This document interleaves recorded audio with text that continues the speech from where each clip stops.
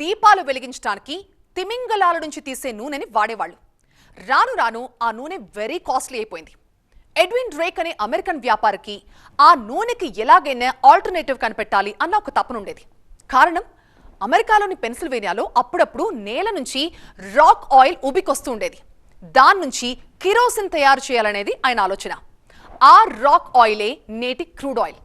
దానికోసం చేసిన అన్వేషణలో 1859లో 21 మీటర్ల లోతులో ఒక చమురు ఊట బయటపడింది. అప్పటి నుంచి తిమింగలాలు బతికి బయటపడ్డాయి. ప్రపంచం అక్కడి నుంచి ఒక భారీ మార్పును చూసింది. మనిషి చమురు దాహానికి అక్కడే పునాది పడింది. ఆధునిక ఆర్థిక వ్యవస్థ పూర్తిగా చమురులోనే తడిసి ముద్దైంది. అలాంటి సమయంలో వెలుగులోకొచ్చిందే గల్ఫ్. 1911లో అమెరికా అధ్యక్షుడు విన్స్టన్ చర్చిల్కి ఒక సందిగ్ధావస్థ ఏర్పడింది.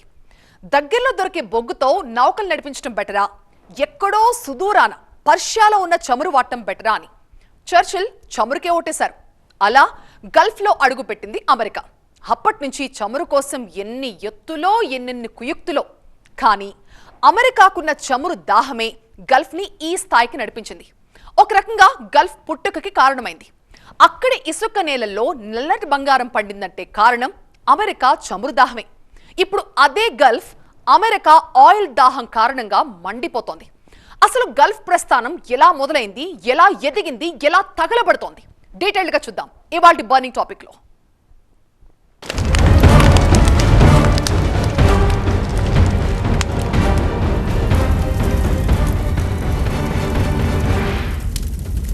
ఎడారి ప్రాంతం అనే ముద్ర నుంచి అపర కుబేర ఆర్థిక సామ్రాజ్యం వరకు గల్ఫ్ దేశాల ప్రస్థానం నిజంగా ఒక ఆశ్చర్యం.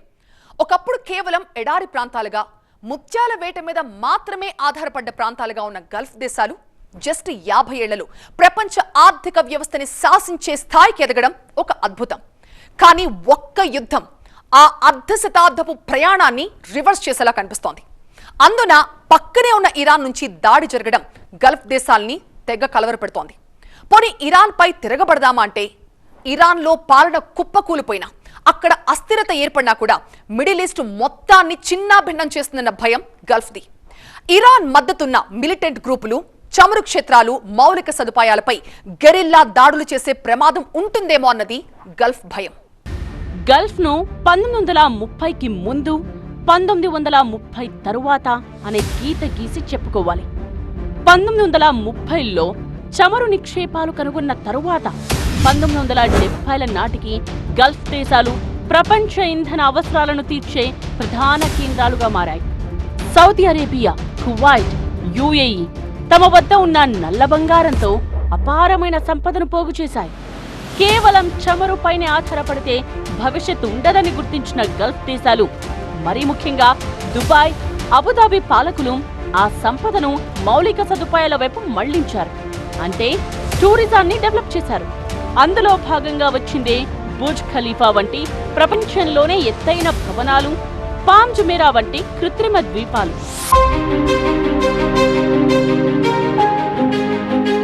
ఊరికే ఎడారి దేశాలని ముద్ర వేయొద్దు వాటిని.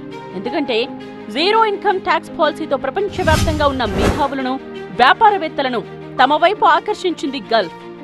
దుబాయ్ను ప్రపంచానికి ఒక కనెక్టింగ్ పాయింట్ గా మార్చుకున్నారు. ఎమిరేట్స్, ఖతార్ ఎయిర్వేస్ వంటి సంస్థలు విమానయాన రంగాన్ని ఏలుతున్నాయంటే గల్ఫ్ దేశాల ముందు చూపుకు హ్యాట్స్ ఆఫ్ చెప్పాల్సిందే. కానీ ఇప్పుడు ఏవియేషన్ రంగాన్ని కూడా యుద్ధం దెబ్బతీస్తోంది. ప్రపంచాన్ని కలిపే ఈ కనెక్టింగ్ హబ్స్ మూతపట్టంతో విమానాలు ఇంధనం కోసం ఇతర దేశాల మీదుగా చుట్టూ తిరగాల్సిన పరిస్థితి. ఎమిరేట్స్, ఖతార్ ఎయిర్వేస్ వంటి సంస్థలు తమ విమానాలను సుదీర్ఘ మార్గాల్లో నడపాల్సి రావడంతో ఇంధన ఖర్చులు 15 నుండి 20% పెరిగాయి. ఇక టూరిజం బ్రాండ్ ఇమేజ్ దారుణంగా దెబ్బతింటోంది. గల్ఫ్ దేశాలు సురక్షితమైనవి అనే బ్రాండ్ ఇమేజ్ యుద్ధంతో ఒక్కసారిగా పడిపోయింది. పర్యాటకుల్లో భయం పెరిగింది. గల్ఫ్ దేశాల పర్యాటక రంగం ఏడాదికి దాదాపు 5 లక్షల కోట్ల రూపాయల ఆదాయం ఆర్జిస్తోంది. ఇప్పుడదంతా ప్రమాదంలో పడినట్టయింది. దుబాయ్, అబుదాబి వంటి నగరాలు చమురు లేని భవిష్యత్తు కోసం టూరిజంపై బిలియన్ల డాలర్లు ఖర్చు పెట్టాయి, ఇంకా పెడుతున్నాయి కూడా. దుబాయ్ ఆర్థిక వ్యవస్థలో 12% జీడీపీ కేవలం పర్యాటక రంగం నుండే వస్తోంది. సౌదీ అరేబియా అయితే నియోమ్ పేరుతో అత్యంత భారీ ప్రాజెక్ట్ చేపట్టింది. Saudi crown prince Mohammed bin Salman కలల ప్రాజెక్టే ఈ నియోమ్. ఇది దాదాపు 46 లక్షల కోట్ల రూపాయల నగరం. ఇది పూర్తయితే చమురు నుండి ఎంతైతే ఆదాయం వస్తోందో అంతకు మించిన ఆదాయం ఆ ఒక్క నియోమ్ ప్రాజెక్ట్ నుండే వస్తుంది. ఇప్పుడు ఆ ప్రాజెక్ట్ కూడా సందిగ్ధంలో పడినట్టే.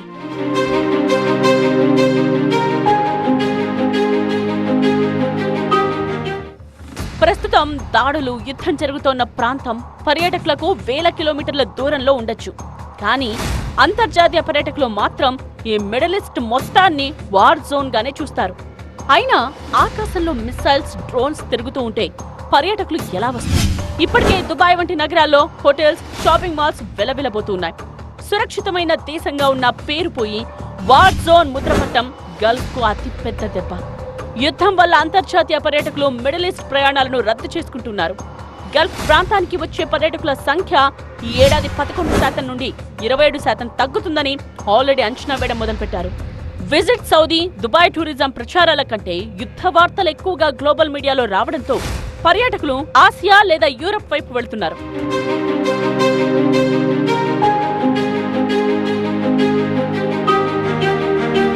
గల్ఫ్ అంటే సేఫ్ బిజినెస్ హబ్ అనే నమ్మకం ఉండేది కార్పొరేట్ వరల్డ్ లో. ఇప్పుడు ఆ నమ్మకం దెబ్బతింటోంది. అంతర్జాతీయ కంపెనీలు తమ పెట్టుబడుల గురించి ఆలోచించాల్సిన పరిస్థితి ఏర్పడింది. ఈ యుద్ధం ఇలాగే కొనసాగితే విదేశీ ప్రత్యక్ష పెట్టుబడులు సుమారు 40% వరకు తగ్గే అవకాశం ఉందని అంచనా. గల్ఫ్ దేశాలు తమను తాము సేఫ్ జోన్ గా, ట్యాక్స్ హెవెన్ కంట్రీస్ గా ప్రమోట్ చేసుకున్నాయి. ఇప్పుడు ఆ ఇమేజ్ డేంజర్ లో పడింది. ఆయిల్ అండ్ గ్యాస్ స్టాక్ ఉన్నా అమ్ముకోలేకపోతే గల్ఫ్ దేశాల ఖజానా ఖాళీ అవుతుంది. దాన్ని భర్తీ చేయడానికి వ్యాట్, కార్పొరేట్ ట్యాక్స్ విధించాల్సి వస్తుంది. యుద్ధం, రక్షణ వ్యయం పెరగడం వల్ల గతంలోనే వ్యాట్ ని 5 నుండి 15% పెంచింది సౌదీ అరేబియా. వ్యాపారాలకు స్వర్గధామం అనుకున్న యుఏఈ కూడా 2023 జూన్ నుండి 9% కార్పొరేట్ ట్యాక్స్ అమల్లోకి తీసుకొచ్చింది. యుద్ధ పరిస్థితుల వల్ల భవిష్యత్తులో ఇది మరింత పెరిగే అవకాశం ఉంది. దీంతో ట్యాక్స్ ఫ్రీ దేశాలు అనే బ్రాండ్ కనుమరుగవుతుంది. మరోవైపు ఈ యుద్ధంతో ప్రాణ ఆస్తి నష్టం జరుగుతుందనే భయంతో మల్టీనేషనల్ కంపెనీలు తమ ప్రధాన కార్యాలయాలను సింగపూర్ లేదా లండన్ కు తరలించే ఆలోచనలో ఉన్నాయి. అంటే ట్యాక్స్ హెవెన్ అనే బ్రాండ్ ఇమేజ్ ప్రమాదంలో పడ్డట్టే.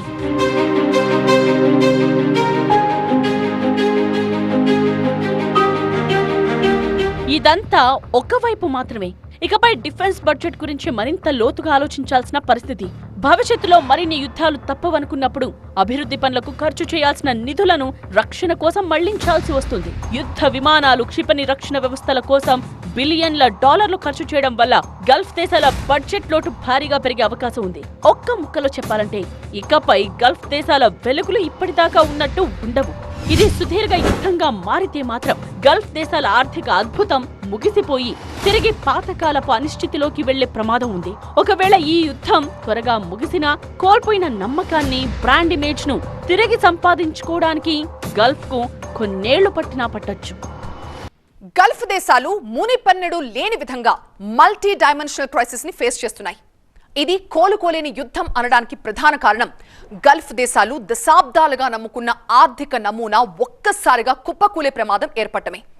గల్ఫ్ దేశాల ఆర్థిక సామ్రాజ్యం బ్లాక్ గోల్డ్, లగ్జరీ టూరిజం అనే 2 బలమైన స్తంభాలపై నిలబడింది. ఈ యుద్ధం కారణంగా ఈ 2 స్తంభాలు బీటలు వారుతున్నాయి. టూరిజం కంటే కూడా గల్ఫ్ దేశాల మనుగడకు ఆధారం హైడ్రోకార్బన్ ఎగుమతులే. యుద్ధం వీటిని 3 స్థాయిల్లో నాశనం చేస్తోంది. 1 సప్లై చైన్ ను విచ్ఛిన్నం చేయడం, 2 మౌలిక సదుపాయాల ధ్వంసం, 3 గల్ఫ్ బ్రాండ్ ఇమేజ్ ను దెబ్బతీయడం. గల్ఫ్ దేశాల ఆదాయంలో 70% నుంచి 90% వరకు ఇప్పటికీ చమురు, సహజ వాయువు ఎగుమతుల ద్వారానే వస్తోంది. ప్రపంచవ్యాప్తంగా సరఫరా అయ్యే చమురులో 31% వాటా గల్ఫ్ దేశాలదే. ఈ దేశాలన్నీ తమ ఆయిల్ అండ్ గ్యాస్ ను ప్రపంచానికి పంపించాల్సింది హార్ముజ్ జలసంధి మీదుగానే. ప్రపంచంలో సరఫరా అయ్యే చమురులో 20% అంటే రోజుకు 2.1 కోట్ల బ్యారెల్స్ ఎల్ఎన్జీలో 25% హార్ముజ్ జలసంధి అనే చిన్న సముద్ర మార్గం మీదుగానే వెళ్తాయి. అది ఉన్నది ఇరాన్ పరిధిలోనే. ఈ యుద్ధం వల్ల ఈ మార్గం మూతపడింది. సో సౌదీ, ఖతర్, కువైట్ దేశాల వద్ద స్టాక్ ఉన్నా అమ్మే మార్గం మూసుకుపోయింది. అది గాని తొందరగా తెరుచుకోకపోతే సౌదీ అరేబియా, కువైట్, యుఏఈల ఆదాయం దాదాపు 0 అవుతుంది. ప్రపంచంలోనే అతిపెద్ద ఎల్ఎన్జీ ఎగుమతిదారు ఖతార్. ఇరాన్ డ్రోన్ దాడుల కారణంగా గ్యాస్ ఉత్పత్తిని పూర్తిగా నిలిపేసింది. మార్చి 2న ఇరాన్ ప్రయోగించిన డ్రోన్లు ఖతార్లోని రాస్ లఫాన్ ఇండస్ట్రియల్ సిటీలోని పవర్ ప్లాంట్ను టార్గెట్ చేశాయి. దీంతో ఇప్పట్లో గ్యాస్ సరఫరా చేయలేమని అధికారికంగా ప్రకటించింది ఖతార్ ఎనర్జీ. ప్రపంచ ఎల్ఎన్జీ అవసరాల్లో సుమారు 20% ఖతార్ నుంచే వస్తుంది. ముఖ్యంగా యూరోప్, ఆసియా దేశాలు ఖతార్ ఎనర్జీ పంపించే గ్యాస్ పైనే ఆధారపడ్డాయి.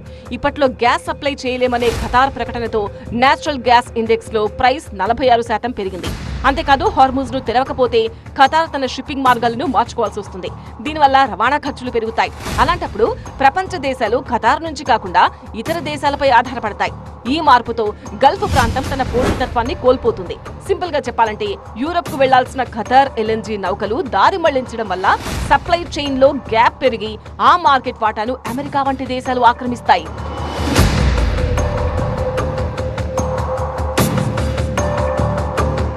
ఇక రెండోది మౌలిక సదుపాయాల ధ్వంసం. యుద్ధంగాని ముదిరితే చమురు బావులు, రీఫైనరీలే ప్రధాన లక్ష్యాలవుతాయి. వీటిని పునర్నిర్మించడం అసాధ్యం కాకపోయినా దశాబ్దాల కాలం పడుతుంది. ఇప్పటికే ఆ మౌలిక సదుపాయాలపై దాడులు జరుగుతున్నాయి. ఆరామ్కో ప్లాంట్లపై జరిగిన డ్రోన్ దాడులే దీనికి ఉదాహరణ. 2019లో సౌదీ ఆరామ్కోపై జరిగిన దాడి వల్ల ఒక్క రోజులో ప్రపంచ చమురు ఉత్పత్తిలో 5% పడిపోయింది. ఈ దాడుల తీవ్రత మరింత పెరిగితే మాత్రం ఆ నష్టం ఊహాతీతం. పైగా వీటిని పునర్నిర్మించడానికి భారీ పెట్టుబడులే కాదు, కనీసం 5 నుంచి 10 ఏళ్ల సమయం పడుతుంది. ఓవరాల్ గా చమురు బావులు ఉన్నా అమ్ముకోలేక, పర్యాటక కేంద్రాలున్నా సందర్శకులు లేక గల్ఫ్ దేశాలు చరిత్రలో ఎన్నడూ చూడని అత్యంత క్లిష్టమైన ఆర్థిక సంక్షోభంలో కూరుకుపోతాయనే వాదన వినిపిస్తోంది. కొంత కీలక డేటా చెప్పుకోవాలి ఇక్కడ. ఈ యుద్ధం కారణంగా గల్ఫ్ దేశాల జీడీపీ వృద్ధి రేటు 3.5% నుంచి 1.2% పడిపోయే ప్రమాదం కనిపిస్తోంది. ఆ ప్రమాదం గల్ఫ్కే కదా అనుకోవద్దు, ప్రపంచానికి కూడా. ఎందుకంటే సరఫరా ఆగితే గల్ఫ్ దేశాలతో పాటు ప్రపంచానికి నష్టమే. బ్యారెల్ క్రూడ్ ఆయిల్ ధర $120 దాటినా దాటొచ్చు. అంతేకాదు, యుద్ధం వల్ల షిప్పింగ్ ఇన్సూరెన్స్ ప్రీమియంలు భారీగా పెరుగుతాయి. ఇరాన్ ఇజ్రాయెల్ యుద్ధ వాతావరణం వల్ల హార్మోజ్ జలసంధిపై బీమా ప్రీమియంలు 1% అదనంగా పెరిగాయి. అంటే ఒక్కో పెద్ద నౌకకు లక్షలాది డాలర్లు అదనపు భారం. ఇదంతా సామాన్యులు మోయాల్సిన ఆర్థిక భారమే. ఖతార్, యుఏఈ, బహ్రెయిన్, కువైట్, ఇప్పుడు ఇవన్నీ ఆయిల్ రిచ్ కంట్రీస్. మరి అంతకుముందు 50 ఏళ్లకు ముందు వాటి పరిస్థితి ఏంటో తెలుసా? అత్యంత నిరుపేద దేశాలు. అక్కడ ప్రజలవి దుర్భర పరిస్థితులు. సముద్రంలో ముత్యాలు ఏరుకొస్తేనే తిండి. అది కూడా ఎలా? ఒకే ఒక్క ఊపిరితో 60-70 అడుగుల లోతుకు వెళ్లి ముత్యాల చిప్పలు ఏరుకొచ్చేవారు. అలాంటిది ఆల్చిప్పల వేట నుంచి ఆయిల్ డెన్లుగా గల్ఫ్ ఎలా మారింది? ముత్యాల వేటగాళ్లు గల్ఫ్ ప్రజలకున్న మరో పేరిది. ఎటువంటి ఆక్సిజన్ సిలిండర్లు లేకుండా కేవలం ముక్కుకు ఒక క్లిప్పు పెట్టుకుని ఒక రాయి సహాయంతో సముద్రం అడుగున 20 మీటర్ల లోతు వరకు వెళ్లేవారు. ఒక్కోసారి గాలి పీల్చుకోకుండా 1 నుంచి 2 నిమిషాల వరకు నీటి అడుగుకు వెళ్లి ముత్యాల చిప్పలు సేకరించేవారు. అలా 100 ఏళ్లు జీవితాలను గడిపారు. శతాబ్దాల పాటు గల్ఫ్ ప్రాంత ఆర్థిక వ్యవస్థకు ముత్యాల వేటే వెన్నుముక. 19వ శతాబ్దంలో పర్షియన్ గల్ఫ్ ప్రాంతం ప్రపంచ ముత్యాల అవసరాల్లో 75% తీర్చేది. అప్పట్లో బహ్రెయిన్ ముత్యాల వ్యాపారానికి ప్రధాన కేంద్రం.